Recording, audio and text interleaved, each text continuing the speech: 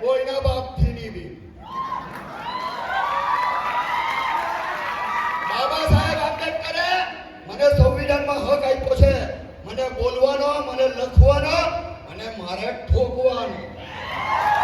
એટલે હું મારો હક જાણું છું, એટલે મેં કોઈના બાપથી નહીં બી. તમે બીટા છે આમાં વનવાસી કેટલા ને આદિવાસી કેટલા? આદિવાસી એટલે હાથ ઊંચા કરે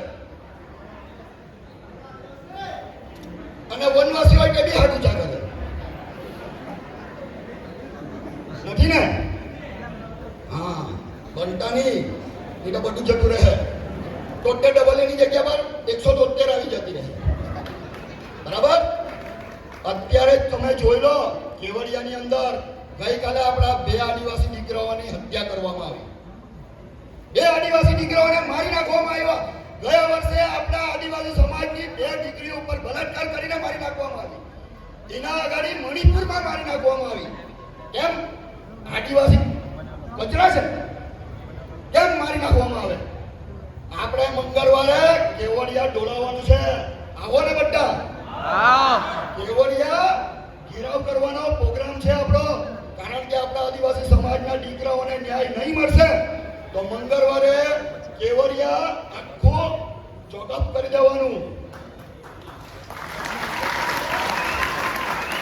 અમે આદિવાસી છીએ, આવશું મોડા પણ લાવશું ટોળાના ટોળા.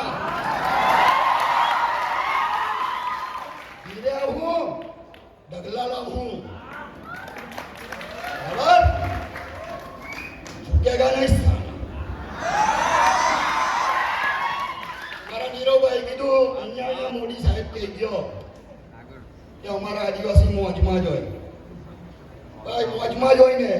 અમારા વિસ્તારમાં પેલું આઈટી અને ડીએસપી ઓડીઓમાં જ મળ્યા કરે. પેલા આઈટી વાળો અને ડીએસપી વાળો ઓડીઓમાં જ મળે. બાકી ગાંધીના ગુજરાતમાં મળતું જ નહીં હતું ભાઈ. આ તો મોદીના ગુજરાતમાં મળતું થયું. બરાબર ને?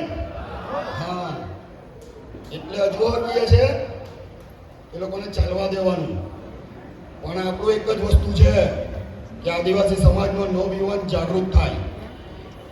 આજે આ 9 ઓગસ્ટ વિશ્વ આદિવાસી દિવસના નિમિત્તે ગુજરાતની અંદર 50 બિરસા મુંડાની મૂર્તિઓ મુકાય છે ઠેર ઠેર.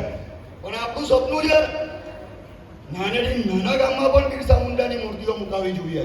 કારણ કે બિરસા આદિવાસી સમાજનું અસ્તિત્વ છે, આદિવાસી સમાજની શાન છે.